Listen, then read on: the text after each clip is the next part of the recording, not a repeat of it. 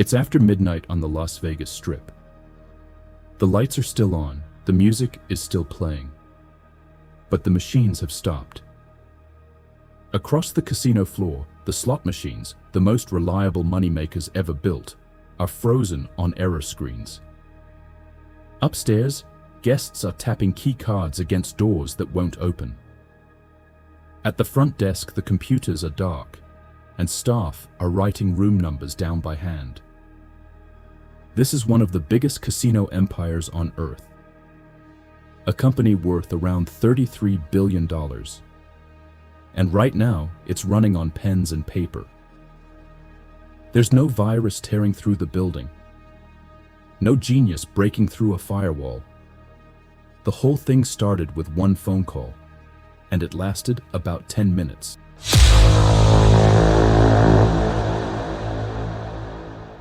To understand how a 10-minute call freezes a casino empire, forget almost everything movies taught you about hacking.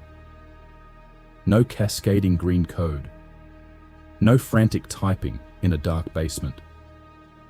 The most effective attackers today don't break in. They get invited in. In early September 2023, a group known as Scattered Spider turned its attention to MGM Resorts. They weren't famous for writing brilliant malware. Their specialty was people. Fast, fluent, and very good at sounding like they belonged. For the heavy machinery, they teamed up with a ransomware crew called ALPHV, also known as Black Cat. Their way in wasn't a flaw in MGM's software. It was a flaw in something far harder to patch. The instinct to be helpful. It begins somewhere completely ordinary. A professional networking site. The attackers don't need to steal anything yet. They just need to learn. A name. A job title. How long someone's worked there. Enough small, true details to sound real. Then they pick up the phone and call the one team whose entire job is to help people who are locked out. The IT help desk. A calm voice. Hi, I'm locked out of my account and I've got a meeting in 5 minutes. The right name, the right department, a little pressure, a little politeness, nothing alarming. And the help desk does exactly what it's built to do. It helps. It resets the access. It hands over the keys. In the time it takes to make a coffee, an outsider is standing inside the network, wearing a real employee's name. A company valued at nearly $34 billion. And the front door was a friendly phone call. Now a locked-out employee getting back in is harmless. But these weren't employees. And they didn't stop at one door. Inside the network, they went straight for the most valuable thing in any modern company. The system that every other system trusts. The identity platform. The master directory that decides who's allowed to do what. Get control of that, and you don't have one set of keys. You have the entire key ring. They escalated their access until they held administrator-level power over it. And from there, they reached into the cloud services and the virtualization layer. The invisible machines that quietly run the casino's real machines. More than 100 of them. At this point, no alarm is screaming, no screens are flashing red.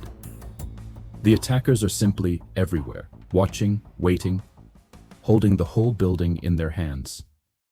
Then it all comes down at once. The ransomware deploys, and the most advanced casino floor in the world simply stops. Slot machines flash errors. Digital room keys die in guests' hands. Booking systems, ATMs, the app, gone. Restaurants can't run cards. Front desks fall back to handwritten notes and long, confused lines. The attackers later claimed it didn't even have to go this far.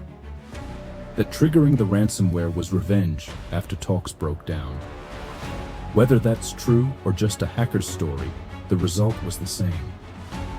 For about 10 days, one of the most sophisticated entertainment companies on Earth ran like it was 1975. MGM made a decision. It refused to pay. The price of that stand was steep, roughly $100 million knocked off a single quarter, plus tens of millions more committed to shoring up its defenses. Customer data, names, birthdays, driver's license numbers was exposed. And here's the part that lingers. Another casino giant, Caesars, was hit by the same group around the same time. Caesars chose differently. It quietly paid a ransom, about $15 million, and largely kept its operations running. Two companies, two choices, and no clean, happy ending for either. Because once someone is inside your walls, every option left is a bad one. So what actually went wrong? It's tempting to picture a brilliant criminal mind. The truth is more uncomfortable. MGM had security.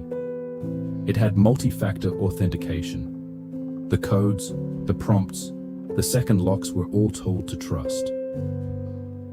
And none of it mattered because a human being on the phone could simply switch it off for someone who asked nicely. That's the quiet lesson under all of it. The strongest lock in the world is useless if there's a person inside who can be talked into opening the door.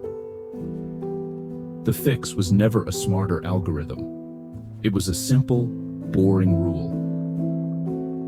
Before you hand over the keys, prove the person on the phone is really who they say they are. The most dangerous vulnerability in any company isn't in the code. It's the very human instinct to be helpful.